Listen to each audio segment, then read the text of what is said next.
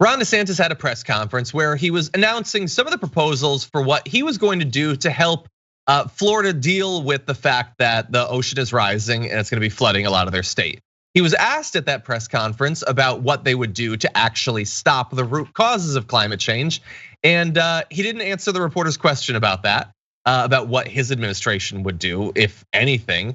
Him and the two environmental advisors that he brought to the event never used the words climate change. So at an event talking about here, okay, so the water's gonna be coming over there, we gotta put up a wall, and then we have to reinforce this, and oh my God, we need some levees because we're about to flood. The ocean is coming.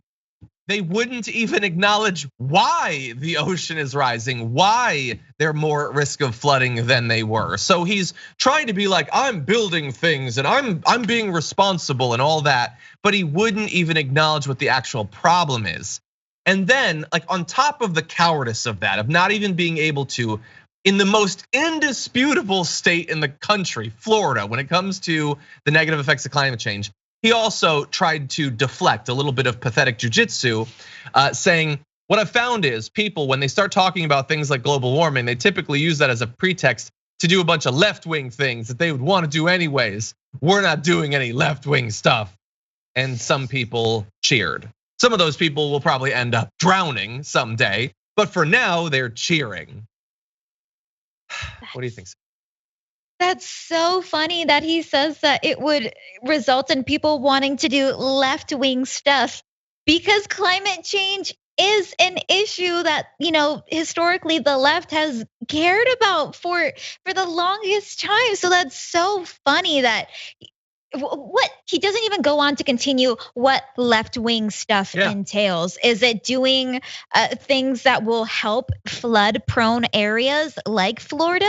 Is it addressing climate change? Like, I don't know. The fact that he's trying so hard to skirt around saying, and he did it successfully. And you know what? Honestly, if that's what it takes to get him to act, then fine. Honestly, if this is what it's gonna take, if he's gonna be able to just block out the words climate change, if it's gonna actually help his people, then fine. It's better than him denying it afterwards, at least in this case.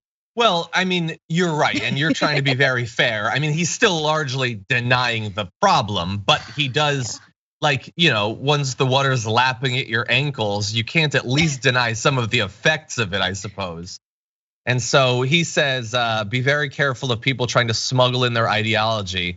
Yeah, he'd never do that. They say they support our coastline, or they say they support, some, difference, our water, environment, and maybe they do, but they're also trying to do a lot of other things. And again, he doesn't say what. He says we're a low-lying state, we're a storm-prone state, and we're a flood-prone state, and that is only going to get more and more true as the years go on. And a lot of cowardice and inaction of state level and federal politicians over a number of decades have put us on the path that we're on.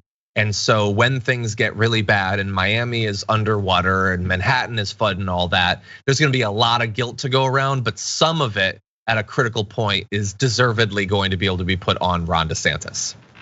Like, I'm appreciating that he's at the very least asking for like about $1 billion to put towards this.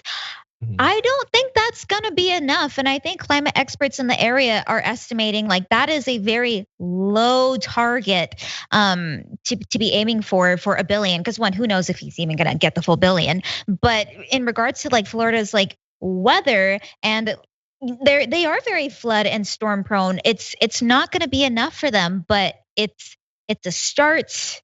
It's not enough.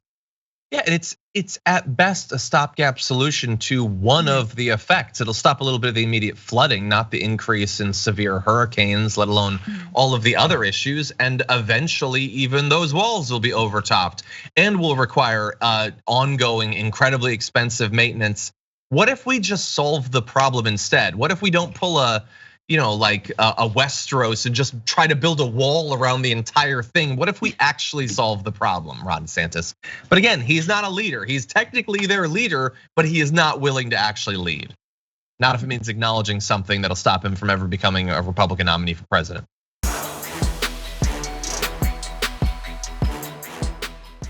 Check out the Damage Report podcast each day, wherever you get your podcasts, whether Pocket Casts or Stitcher or iTunes. You can join me as I give you the news and stories you want, with a range of co-hosts and interview guests jumping in on the fun each day. Again, that's the Damage Report, wherever you get your podcasts. And if you get them at iTunes, don't forget to rate and review. Sometimes I'll read them live on the show.